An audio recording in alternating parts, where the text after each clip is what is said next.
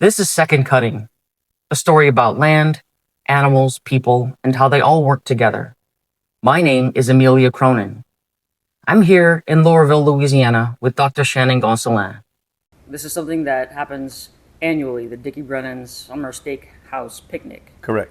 And it's a partnership or a collaboration with Dickie Brennan's, Coastal Plains, yourself. Tell me the story of how this came to be.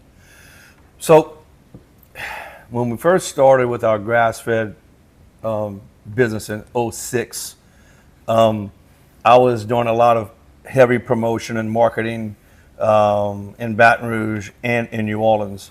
And they had the Audubon Institute had a function at the Audubon Zoo that was trying to do farm to table and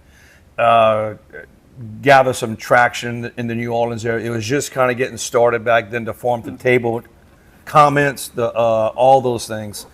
So I went, and there was just sit where you want. It was an open table. I sat down and started talking to this guy next to me. Next thing I know is Dickie Brennan.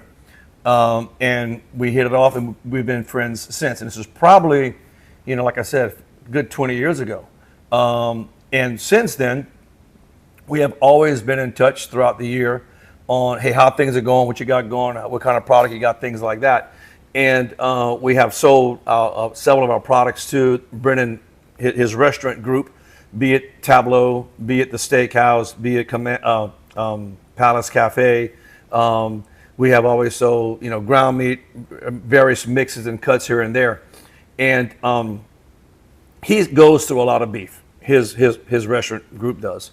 And to the point to where we couldn't sustain it even if we wanted to.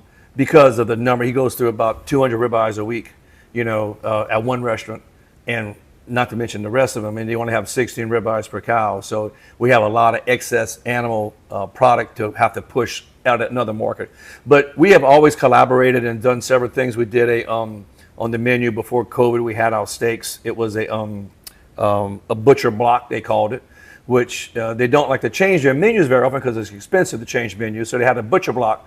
And one week it might be ribeyes, one week it might be fillets, one week it might be sirloins or something like that. And that worked well. And then unfortunately COVID came and really messed a lot of the restaurant people up in New Orleans, where they lost half their staff. Of course, they lost 100% of their customers because of everything. But the picnic started to promote local product. And for the first probably 6 or 7 years, we were the only one there. And as the local push expanded, there were other people in the New Orleans area, around New Orleans, Covington, Baton Rouge, that would come and participate in the picnic.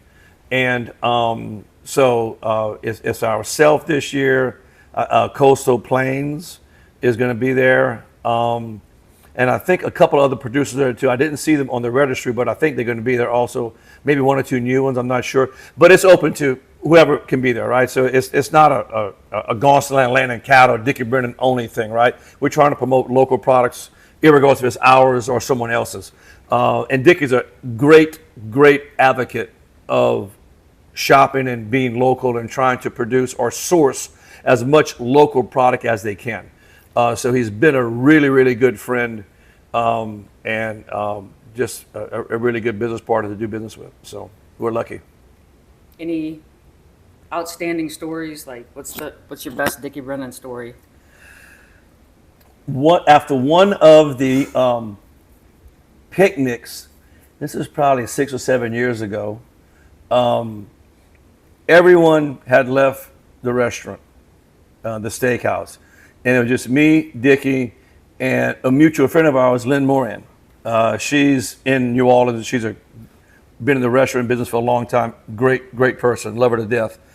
So we go in the kitchen, and we're drinking cocktails, and Dickie just starts pulling things off the shelf and throwing it in the pot and cooking this, and hey, you stir this, and all that. And you're in a 5-star restaurant in the kitchen area where I'm sure there's not many people off the street have the chance to go. That was pretty fun. So we did that for a couple of hours, ate all kind of things. I forgot what he cooked, but it was fabulous, right? It's like watching your grandma cook. You know, he can pull things off the shelf, no measuring, no touch this, touch that, and the next thing you know, you got something that is incredible. So that was a pretty cool night.